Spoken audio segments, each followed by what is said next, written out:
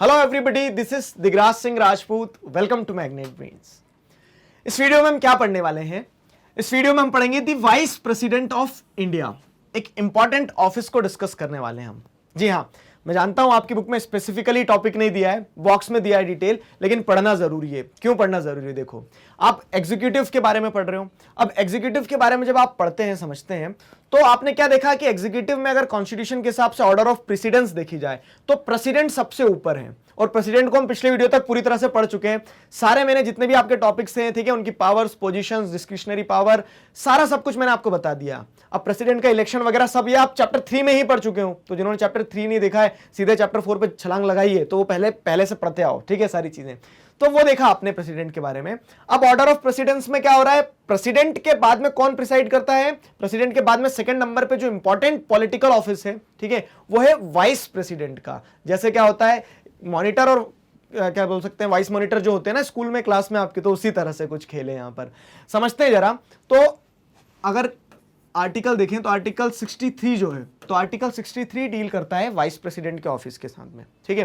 वो बताता है सारी चीजें। वाइस प्रेसिडेंट है, हमारे कंट्री में होना चाहिए जो वाइस प्रेसिडेंट क्या करेंगे, in the absence of president he will act as a president. अगर प्रेसिडेंट नहीं होंगे तो वाइस प्रेसिडेंट का काम करेंगे, ठीक। आगे बताऊंगा इस चीज के बारे में, ये समझना। अब क्या होता है कि the vice president is elected for 5 years. ये चीज ध्यान रहेगी कि वाइस प्रेसिडेंट को भी 5 सालों के लिए इलेक्ट किया जाता है, प्रेसिडेंट को भी 5 सालों के लिए इलेक्ट किया जाता है, ठीक है। तो वाइस प्रेसिडेंट को 5 सालों के लिए इलेक्ट किया जाता है। अब क्या कह रहा हूं, इलेक्ट किया जाता है, मतलब इलेक्शन होता होगा, सही बात है। अब इलेक्शन जो होता है ना, तो यहां समझना, इलेक्शन जो वाइस प्रेसिडेंट का होता है, वाइस प्रेसिडेंट का इलेक्शन का प्रोसेस जो है, प्रोसेस, ठीक है, शब्द को अंडरलाइन करो, एक एक शब्द में झोल हो जाता है बहुत बड़ा। तो वाइस प्रेसिडेंट के इलेक्शन का प्रोसेस प्रेसिडेंट की तरह ही होता है, ठीक है। The election process is similar to that of president, ठीक। इलेक्शन प्रोसेस सिमिलर होगा प्रेसिडेंट की तरह। जैसे क्या है, तो वही प्रोपोर्शनल रिप्रेजेंटेशन होगा वोटिंग का, वही सिंगल ट्रांसफरेबल वोट होगा, सारी चीजें वही रहने वाली है। लेकिन, ठीक है, लेकिन क्या है, लेकिन the only difference is that member of state legislature are not part of electoral college, ठीक है। क्या होता है कि आप देखते हो जब प्रेसिडेंट का इलेक्शन होता है, चैप्टर 3 रिकॉल करो, तो प्रेसिडेंट के इलेक्शन में कौन वोट दे रहा है? मेंबर ऑफ पार्लियामेंट, मतलब लोकसभा राज्यसभा के जितने भी एमपी हैं वो वोट देंगे। और उसके बाद में स्टेट लेजिस्लेटिव असेंबली के जितने भी एमएलए हैं, एमएलए और एमपी दोनों वोट देते हैं। कब? प्रेसिडेंट के इलेक्शन के केस में। लेकिन यही चीज आप वाइस प्रेसिडेंट की अगर बात करते हो, वाइस प्रेसिडेंट का जब इलेक्शन होता है तब चीजें उलट हो जाती है। क्या कि वाइस प्रेसिडेंट के इलेक्शन में मेंबर ऑफ स्टेट लेजिस्लेचर, मतलब MLA are not the part of electoral college, ठीक है। एमएलए इलेक्टोरल कोलाज का पार्ट नहीं होते। एक और डिटेल बता देता हूं मैं एक्स्ट्रा आपको कि क्या होता है, प्रेसिडेंट के टाइम पे जो नॉमिनेटेड मेंबर रहते हैं ना, वो लोग वोट नहीं देते, लेकिन वाइस प्रेसिडेंट के टाइम पे जो नॉमिनेटेड एमपी रहते हैं वो भी वोट देते हैं, ठीक। अच्छा, अब इस पॉइंट पे अगर आते हैं तो आपके मन में डाउट आया होगा, सर ऐसा क्यों कि स्टेट लेजिस्लेचर के लोग जो रहते हैं तो उनको इसमें मतलब इन्हें चांस नहीं दिया जाता है, ठीक है। एमएलए जो होते हैं, एमएलए को वोट करने क्यों नहीं दिया जाता है, ठीक है। वाइस प्रेसिडेंट और एमएलए की बनती नहीं है क्या? देखो जरा समझना, इसके पीछे क्या है, इसके पीछे तर्क क्या दिया गया है। जैसे जो हमारे कॉन्स्टिट्यूशन मेकर्स थे ना, तो उन्होंने हर चीज पे क्या किया पता है, हर चीज पे डिबेट की है। अब ये रखने के पीछे कोई कारण रहा होगा, जी हाँ, कारण रहा है। डॉक्टर बी आर अंबेडकर की कॉन्स्टिट्यूशनल असेंबली की डिबेट आप उठा के देखोगे ना, तब आपको समझ में आएगा क्या डॉक्टर बी आर अंबेडकर क्या आर्ग्यूमेंट देते हैं। वो ये बोलते हैं कि प्रेसिडेंट जो है तो उन्हें फॉर्मली आप हेड ऑफ द स्टेट मान रहे हो, पूरी कंट्री के हेड है, वो रिप्रेजेंट कर रहे हैं। तो जब हेड ऑफ द स्टेट है तो उनके इलेक्शन में तो भैया हर इंसान को आना चाहिए, ठीक है। अब वो एमएलए भी आया, एमपी भी आया, ठीक है, मतलब इनडायरेक्ट हो रहा है, तो इनडायरेक्ट में एमएलए एमपी आपने सबको मौका दे दिया। लेकिन क्या हो रहा है, अगर आप बात करते हो वाइस प्रेसिडेंट की, तो vice president head of the state थोड़ी ना है, ठीक है। वो तो क्या है, अगर प्रेसिडेंट नहीं रहेंगे, वो रेयर चांसेस होते हैं, नहीं रहेंगे मतलब क्या है कि अगर प्रेसिडेंट क्या हो जाता है, प्रेसिडेंट की पोजीशन जो है वेकेंट हो जाती है। अगर वैकेंसी होती मतलब खाली हो गई है, ठीक है, vacancy by reason of death, अगर डेथ हो जाती है, रिजिग्नेशन, अगर प्रेसिडेंट ने रिजाइन कर दिया या फिर उन्हें रिमूव कर दिया गया और भी कोई कारण रहा, अगर वो देश से बाहर है, तो उस समय पे क्या होगा, उस समय पे वाइस प्रेसिडेंट का काम करेगा। वो तो टेम्परेरी बेसिस पे करेंगे। तो वाइस प्रेसिडेंट कोई पूरे हेड को रिप्रेजेंट, मतलब पूरे स्टेट के हेड नहीं है, वो पूरे स्टेट को रिप्रेजेंट नहीं कर रहे हैं। उनका काम क्या होता है पता है? वाइस प्रेसिडेंट का अगर आप देखोगे पावर और फंक्शन, तो यहां पे जो लिखा है, the vice president acts as the ex officio chairman. वो एक एक्स ऑफिशियो चेयरमैन की तरह काम करते हैं। किसके एक्स ऑफिशियो चेयरमैन? राज्यसभा, मतलब जो काउंसिल ऑफ स्टेट है उसके एक्स ऑफिशियो चेयरमैन की तरह काम करते हैं। वो हेड को पूरा, मतलब वो मतलब हेड नहीं कर रहे पूरे स्टेट को, हेड ऑफ द स्टेट को रिप्रेजेंटेट, मतलब अपने आप को हेड ऑफ द स्टेट की तरह रिप्रेजेंट नहीं कर रहे हैं वो। तो इस सेंस में डॉक्टर बी आर अंबेडकर का आर्गुमेंट रहा कि हम उनके इलेक्शन में अगर एमएलएस को ना भी लाएं तो भी कोई इशू नहीं है, ठीक है, जबरन इलेक्टोरल कॉलेज मत बढ़ाओ।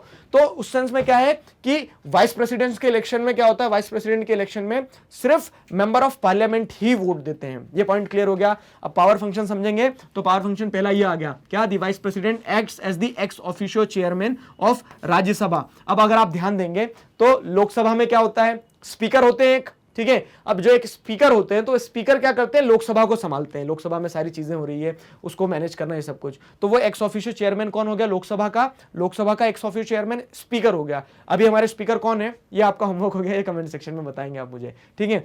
लेकिन अब राज्यसभा की अगर बात की जाए तो राज्यसभा के एक्स ऑफिशियो चेयरमैन होते हैं वाइस प्रेसिडेंट। तो जो इंसान वाइस प्रेसिडेंट है तो उसकी पहली रिस्पॉन्सिबिलिटी क्या है कि वो जो काम स्पीकर लोकसभा में करता है वही काम वाइस प्रेसिडेंट राज्यसभा में करते हैं। तो पहली रिस्पॉन्सिबिलिटी ये होती है, ठीक है। फिर क्या होता है, ही और she takes over the office of president when there is vacancy. अब समझ लो, तो वाइस प्रेसिडेंट क्यों बोल रहे हैं, क्योंकि अगर मान लो वैकेंसी हो जाती है प्रेसिडेंट की पोजीशन में, प्रेसिडेंट की जो पोस्ट है, प्रेसिडेंट का जो ऑफिस है वो वेकेंट हो जाता है due to the reason of death. अगर मान लो प्रेसिडेंट की क्या हो गई, डेथ हो गई है, ठीक है, या फिर उन्होंने रिजाइन कर दिया, रेजिग्नेशन हो जाता है, या फिर उन्हें रिमूव कर दिया जाता है इंपीचमेंट के चलते, तब क्या होता है, तब वो संभालते हैं कौन, तब वाइस प्रेसिडेंट ऑफिस संभालते हैं। अब जैसे अगर आप डेथ की अगर बात करते हो, ठीक है, डेथ की अगर बात करते हो तो दो इंस्टेंसेस हुए हैं जब हमारे प्रेसिडेंट ऑफिस में किसी एक इंडिविजुअल की जो प्रेसिडेंट थे उनकी डेथ हुई है। तो जाकिर हुसैन के बाद में फखरुद्दीन अली अहमद, ठीक है। तो अच्छा मैं आपको फैक्ट्स बताता हूं। जाकिर हुसैन पहले मुस्लिम प्रेसिडेंट थे, ठीक है, फखरुद्दीन अली जो दूसरे मुस्लिम प्रेसिडेंट थे। अब क्या होता है कि पहले और दूसरे मुस्लिम प्रेसिडेंट जो थे तो इनका अपने टेन्योर के बीच में ही इनकी डेथ हो जाती है, ठीक है, अपने टेन्योर के बीच में ही इनकी डेथ हो जाती है। तो अब जब डेथ हो गई है, पूरा टाइम पीरियड कंप्लीट नहीं हुआ, तो क्या करना होगा, तो आपको मतलब तो वाइस प्रेसिडेंट को उनकी पोजीशन संभालना होगा। तो उस ऐसी सिचुएशन में वाइस प्रेसिडेंट जो थे, तो अगर आप बात करते हैं किसकी, जाकिर हुसैन की, तो जाकिर हुसैन के टाइम पीरियड में क्या होता है, वीवी गिरी उस समय पे वाइस प्रेसिडेंट थे, तो वो टुक ओवर करते हैं ऑफिस को, ठीक है। वीवी गिरी बाद में फिर प्रेसिडेंट भी बनते हैं हमारे। और अगर फिर वही बात आप करते हैं किसके केस में, वही बात करते हैं आप फखरुद्दीन अली अहमद के केस में, तब बीडी जत्थी जो थे तो वो वाइस प्रेसिडेंट से फिर प्रेसिडेंट का काम करने लगे, और ऐसा नहीं परमानेंट बन गए वो।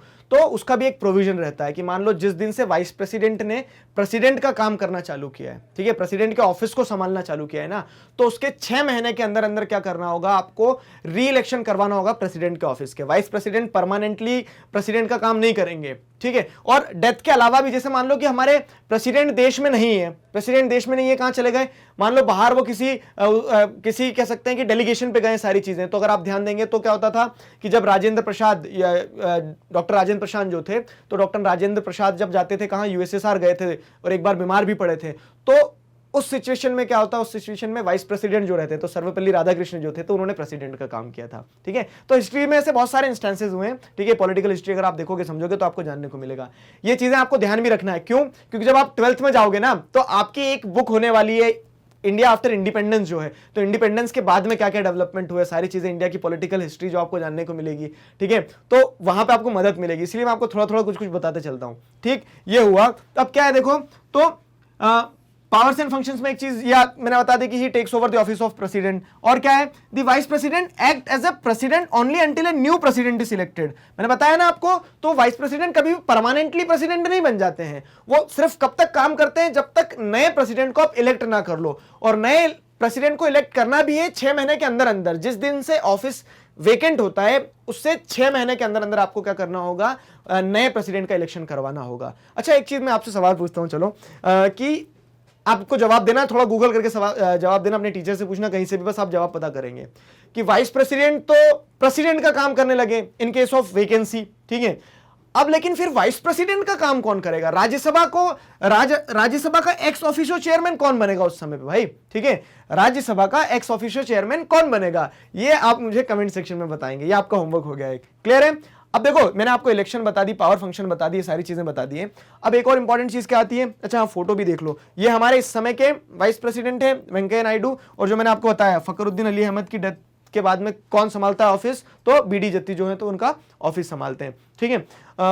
अब रिमूवल की अगर बात करें तो वाइस प्रेसिडेंट को भी रिमूव किया जा सकता है। केस क्या है, वही वॉल्यूशन ऑफ कॉन्स्टिट्यूशन, ठीक है। तो रिमूवल के लिए क्या है, resolution passed by simple majority in Rajya Sabha. अब देखो, क्योंकि क्या है, वो राज्यसभा के एक्स ऑफिशियो चेयरमैन है, तो उनके रिमूवल के लिए लोकसभा का बाद में रोल आएगा, सेकेंडरी रोल, ठीक है। जो रेजोल्यूशन होगा, तो रेजोल्यूशन कब कहां पास होना चाहिए, राज्यसभा में होना चाहिए। सिंपल मेजोरिटी से अगर राज्यसभा में रेजोल्यूशन पास हो जाता है, आज तक कोई भी वाइस प्रेसिडेंट को रिमूव नहीं करा है, लेकिन प्रोसेस है, तो रिमूवल का प्रोसेस क्या है कि राज्यसभा में अगर एक सिंपल मेजोरिटी से आप रेजोल्यूशन पास करते हैं and agreed by the Lok Sabha, और लोकसभा उसे एग्री कर देता है, तो प्रेसिडेंट रिमूव हो जाते हैं। लेकिन इसमें एक कंडीशन ये है कि 14 दिन का पहले एक नोटिस पहुंचाना होगा आपको वाइस प्रेसिडेंट को, जिसमें आपको ये प्रूफ करना होगा कि आप मतलब ग्राउंड क्या है, क्यों रिमूव कर रहे हैं, ठीक है। So this is the whole concept which we have discussed in this video specifically about the vice president of India. Vice president के बारे में हमने सारी चीजें जानी, पढ़ी, समझी। आशा करता हूं आपको बहुत सारी डिटेल्स इसमें पता चल गई होगी।